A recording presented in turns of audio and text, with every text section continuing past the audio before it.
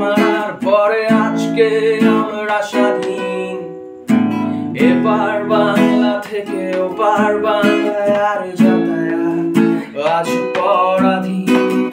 চক্রান্ত করে মানুষ মারার পরে আজকে আমরা স্বাধীন।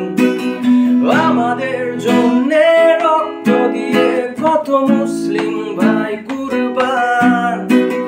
কোথায় গেল সেই এপার বাংলার ওপার বাংলার গান?